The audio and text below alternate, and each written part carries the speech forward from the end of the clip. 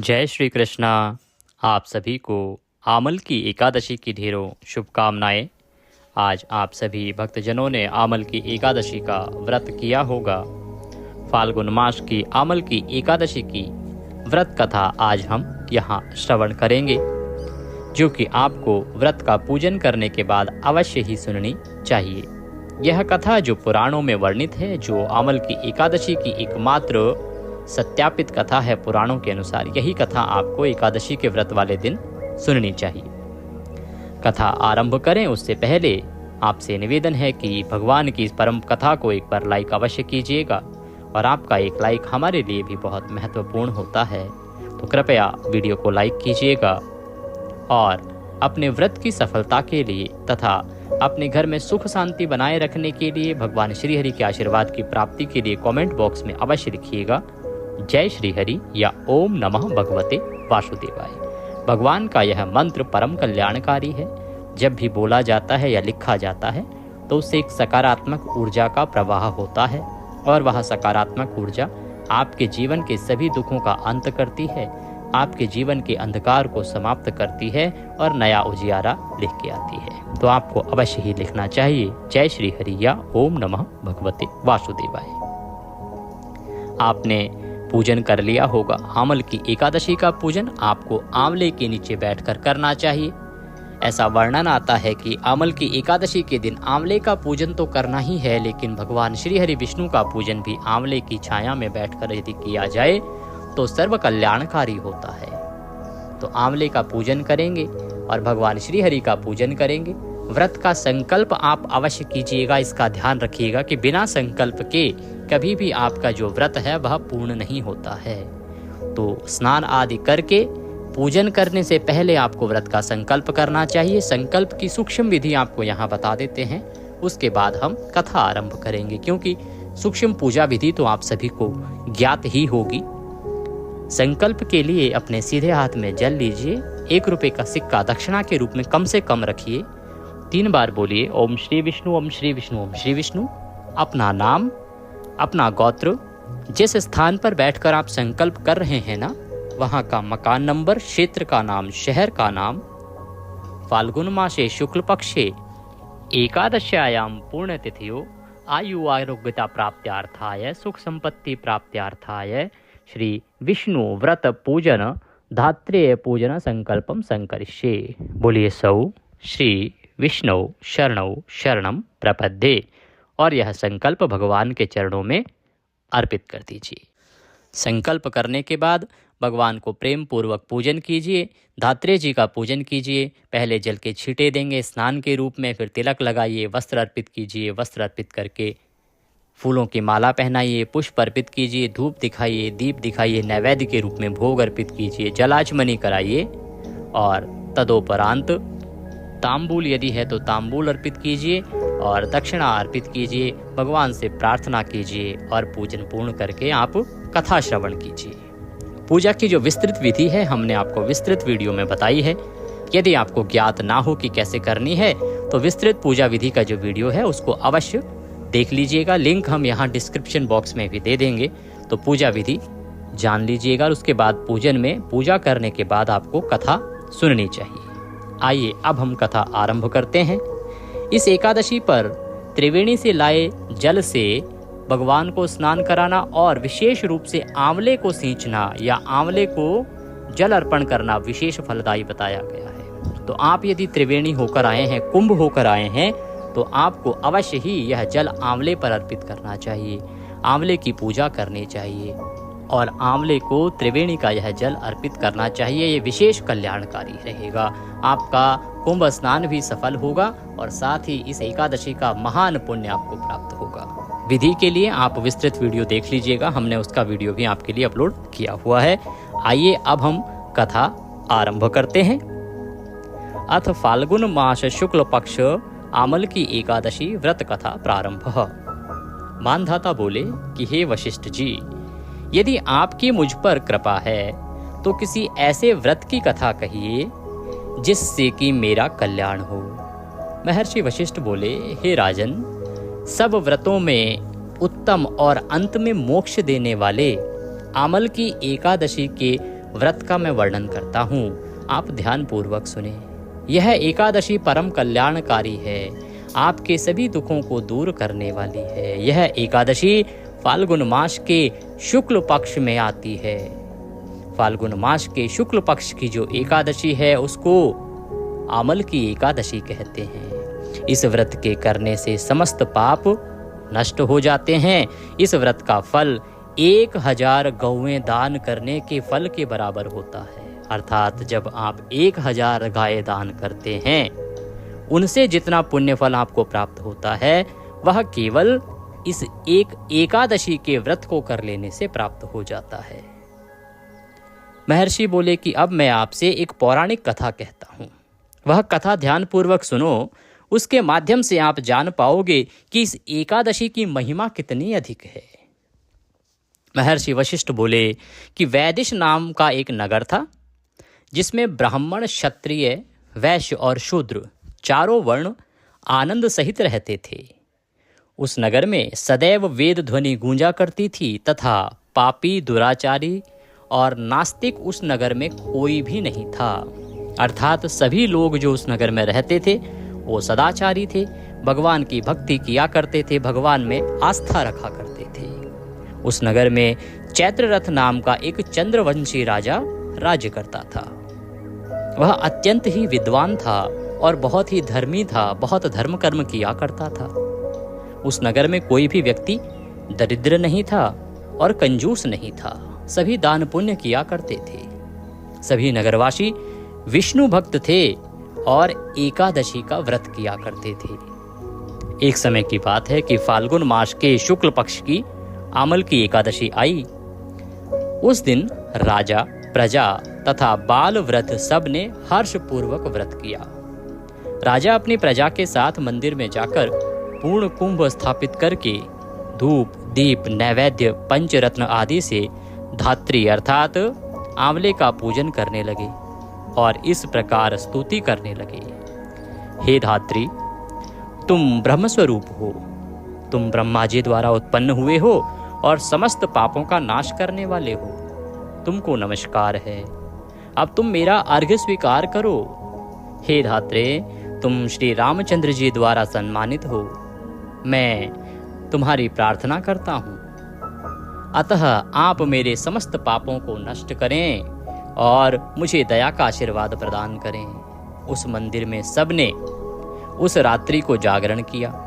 रात के समय वहां एक बहेलिया आया जो अत्यंत पापी और दुराचारी था।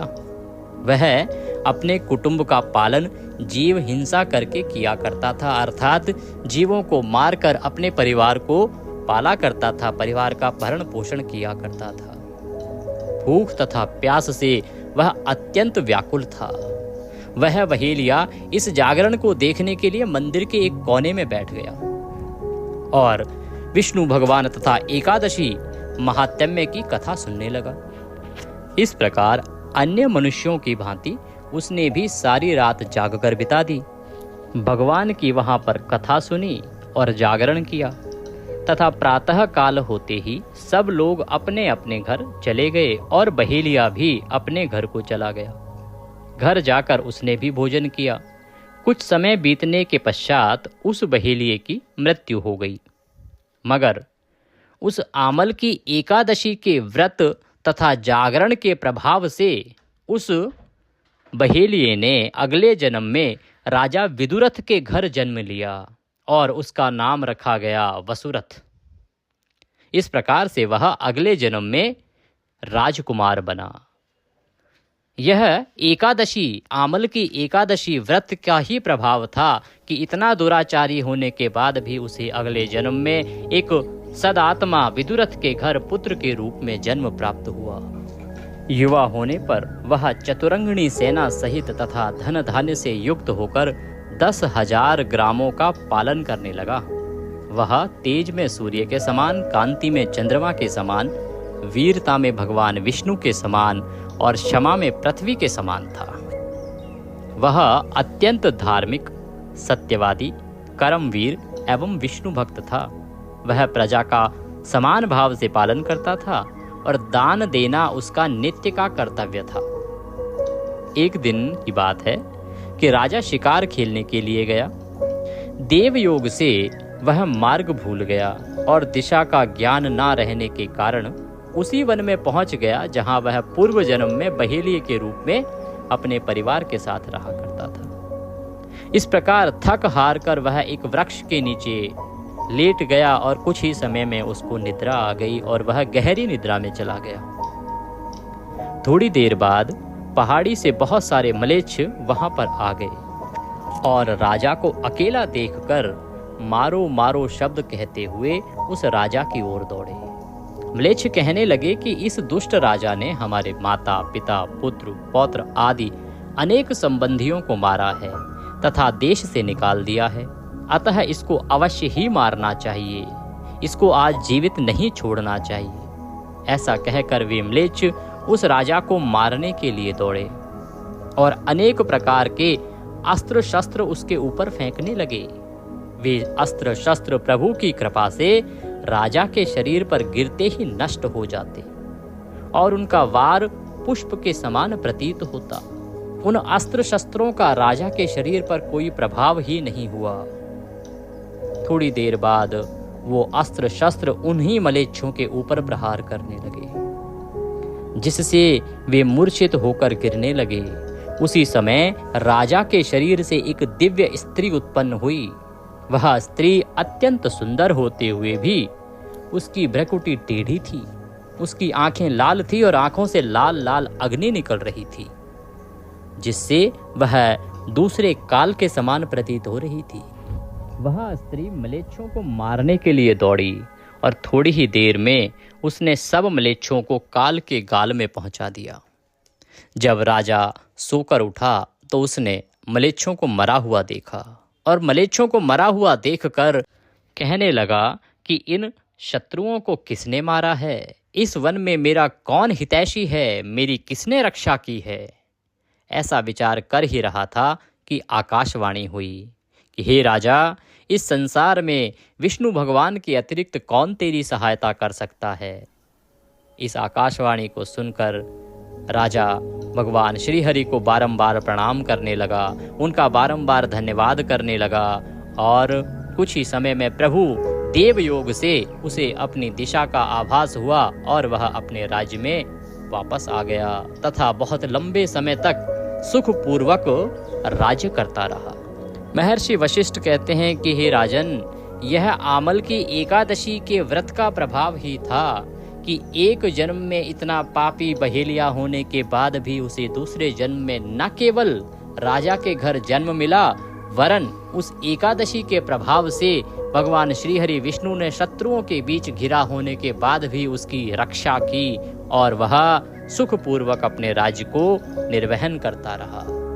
इस प्रकार जो कोई मनुष्य इस एकादशी का व्रत करते हैं, भगवान श्रीहरि उनकी सदा रक्षा करते हैं, वे प्रत्येक कार्य में सफल होते हैं। भगवान श्रीहरि विष्णु के आशीर्वाद से उनकी सभी मनोकामनाएं पूरी होती हैं तथा अंत समय में वे भगवान विष्णु के परम लोक को जाते हैं। इतना अधिक कल्याणकारी है आमल की एकादशी का यह व्रत तथा जो इस कथा को सुनता है उसका कल्याण भगवान श्रीहरि विष्णु के आशीर्वाद से अवश्य होता है।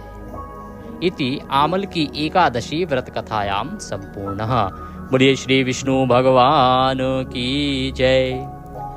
कथा पूरी होती है। कथा पूरी करने के बाद आपको आरती करनी है। इस दिन आपको विष्णु सहस्त्र नाम का पाठ भी करना चाहिए। विष्णु सहस्त्र नाम का पाठ हमने अपलोड किया है, तो आप अवश्य ही उसको सुनिएगा। इस एकादशी पर विष्णु सहस्त्र नाम श्रवण करने की अद्भुत महिमा कही गई है। भगवान विष्णु के 1000 नामों का विष्णु सहस्त्र नाम एकादशी पर आपको अवश्य ही सुनना चाहिए। यदि एकादशी की कथा के साथ ही आप सुन सकते हैं तो बहुत उत्तम है, अन्यथा आप दिन के किसी भी समय में उस विष्णु सहस्त्र नाम को सुन सकते हैं, परंतु एकादशी के दिन आपको अवश्य ही सुनना चाहिए। आइए अब हम आरती करते हैं। आरती करने के बाद हम पारण की चर्चा करेंगे और व्रत के अन्य नियमों की चर्चा करेंगे। आरती आरंभ करते हैं। ओम जय जगदीश हरे, स्वामी जय दीनानाथ हरे, भक्त जनों के संकट क्षण में दूर करे।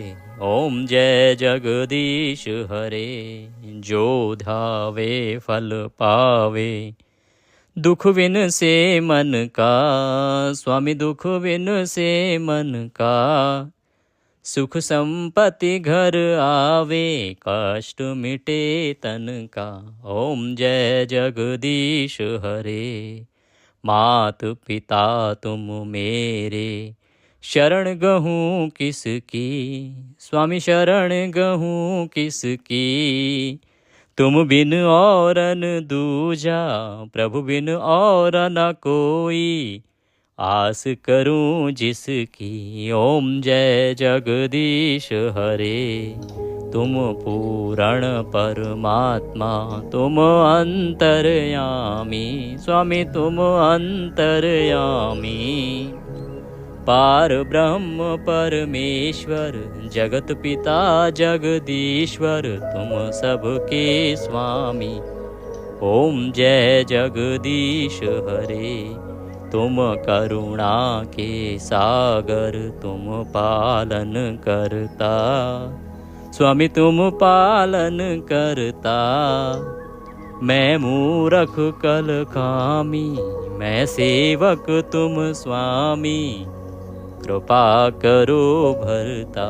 ओम जय जगदीश हरे। तुम हो एक अगोचर, सबके प्राणपति, स्वामी सबके प्राणपति।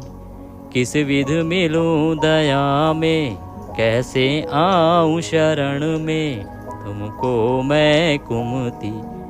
ओम जय जगदीश हरे। दीन बंधु दुख हरता, ठाकुर तुम मेरे, प्रभु रक्षक तुम मेरे। अपने हाथ उठाओ, अपने शरण लगाओ, द्वार पड़ा तेरे। ओम जय जगदीश हरे। विषय विकार मिटाओ, पाप हरो देवा, स्वामी कष्ट हरो देवा। श्रद्धा भक्ति बढ़ाओ, हृदय प्रेम बढ़ाओ, संतन की सेवा। ओम जय जगदीश हरे। तन मन धन सुख संपत्ति, सब कुछ है तेरा, स्वामी सब कुछ है तेरा। तेरा तुझको अर्पण, प्रभु जी का प्रभु जी को अर्पण, क्या लगे मेरा। ओम जय जगदीश हरे। पुराण ब्रह्म जी की आरती, जो कोई जन गावे, स्वामी प्रेम सहित गावे। कहत शिवानंद स्वामी, रटत हरि हर स्वामी, मन वांछित फल पावे। ओम जय जगदीश हरे। ओम त्वमेव माता च पिता त्वमेव, त्वमेव बन्धुश्च सखा त्वमेव, त्वमेव विद्या द्रविणं त्वमेव, त्वमेव सर्वं मम देव देव। मंत्रहीनं क्रियाहीनं भक्तिहीनं सुरेश्वर, यत् पूजितं मया देवो परिपूर्णं तदस्तु। यदक्षरपदभ्रष्टं मात्राहीनं च यद्भवे, तत्सर्वक्षम्यतां देवो प्रसीदाय परमेश्वरः। बोलिए विष्णु भगवान की जय। आरती का शीतलीकरण करेंगे। जल लीजिएगा आचमनी में और आरती के चारों तरफ घुमा के छोड़ दीजिएगा। शीतलीकरण करने के बाद भगवान को आरती दीजिएगा, स्वयं आरती लीजिएगा। आपके साथ कोई यदि बंधु बांधव पारिवारिक जन यदि पूजन कर रहे हैं तो उन सबको भी आरती दीजिएगा। इस प्रकार से आपने आज का एकादशी का पूजन किया है, भगवान की स्थापना की है। इसको आज यथाचित रहने देना है। आप इसी प्रकार से इसको रहने दीजिए और कल आप व्रत का जब पारण करेंगे तब इसका विसर्जन करना है। किस प्रकार से विसर्जन होगा इसकी जानकारी हम आपको पारण के वीडियो में अवश्य प्रदान करेंगे। अभी बात करते हैं नियम क्या रहेंगे। तो नियम ये है कि आपको जो दिन है वो शालीनता के साथ, शुद्धता के साथ, मानसिक शुद्धि, तानसिक शुद्धि और सभी प्रकार से शुद्ध रहते हुए दिन को व्यतीत करना है। किसी प्रकार का वैर भाव किसी के साथ नहीं रखना है, मन में किसी के प्रति गलत ख्याल नहीं लाने हैं, गलत बातें नहीं बोलनी है, अपशब्दों का प्रयोग नहीं करना है, किसी का अहित नहीं करना है, छल छिद्र आदि जो है वो मन में नहीं लाना है और ब्रह्मचर्य का पालन करते हुए दिन को व्यतीत करेंगे। तामसिक पदार्थों का आपको सेवन नहीं करना है। आज के दिन आपको फल आहार करना है। व्रत में केवल फल आहार ही आपको करना चाहिए। फलाहार करते हुए आज के दिन को व्यतीत कीजिएगा। हाँ, आज के समय में आप सावक, कुट्टू और सिंगाड़े आदि से बनी हुई जो सामग्रिक वस्तुएं हैं उनको खा सकते हैं, परंतु उसमें किसी भी प्रकार से मिर्च और नमक का प्रयोग ना करें। मिर्च और नमक के स्थान पर काली मिर्च तथा सेंधा नमक प्रयोग में किया जा सकता है, जो कि आधुनिक समय में प्रयोग किया जाता रहा है। वैसे पुराणों के अनुसार तो नमक किसी भी रूप में प्रयोग नहीं किया जाना चाहिए, परंतु आधुनिक समाज में जो है सेंधा नमक व्रत में खा लिया जाता है, तो आप उसका उपयोग कर सकते हैं और अगर उससे बचते हैं तो वह सर्वोत्तम रहेगा। सायंकाल को भगवान का कीर्तन कीजिए, रात्रि को संभव हो तो जागरण कीजिए और अगले दिन ब्रह्म मुहूर्त में उठ जाइए, अन्यथा सूर्योदय से पहले अवश्य उठ जाइएगा पारण के लिए। पारण का पूजन कीजिएगा। पारण का समय हम यहाँ पर बता देते हैं, क्योंकि पारण की पूजा विधि अगर बताने लगेंगे, नियम बताने लगेंगे तो वीडियो बहुत लंबा चला जाएगा। पारण का समय रहेगा, आप व्रत कर रहे हैं 9 तारीख को, कुछ लोग व्रत कर रहे हैं और कुछ लोग 10 को कर रहे हैं। देखिए, व्रत जो उत्तम व्रत है ना, वो है 10 मार्च को, क्योंकि सूर्य के मुख से एकादशी है और द्वादशी भी इसमें आ रही है, तो द्वादशी युक्ता एकादशी भी 10 मार्च को है। तो 10 मार्च को आपको व्रत करना चाहिए। परंतु कुछ लोग क्या है कि एकादशी का जो व्रत है वो दशमी भेदा करते हैं, तो जो लोग दशमी भेदा व्रत करते हैं वो व्रत कर सकते हैं 9 मार्च को और वो पारण करेंगे 10 मार्च को। तो जो 9 मार्च को व्रत कर रहे हैं उनको पारण के लिए जो समय रहेगा, 10 मार्च को पारण करना है आपको 1:05 से और 2:11 तक। ये पारण के लिए शुभ समय है। ये याद रखिएगा कि 9 को व्रत कर रहे हैं तो 10 की सुबह सुबह भूल के भी पारण ना करें, क्योंकि हरिवासर का समय निकलने के बाद ही पारण करना चाहिए और हरिवासर का जो समय है वो 12:45 बजे समाप्त होगा। हरिवासर के बिना आपको व्रत का पारण कभी भी नहीं करना चाहिए। हरिवासर का समय व्रत में ही गिना जाता है। यही गलती करते हैं लोग कि हरिवासर के समय से पहले ही पारण कर लेते हैं। ये देखा जाता है कि द्वादशी तिथि कब आई है और द्वादशी तिथि के पहले 5.5 घंटे निकल जाएं, उसके बाद ही पारण करना चाहिए।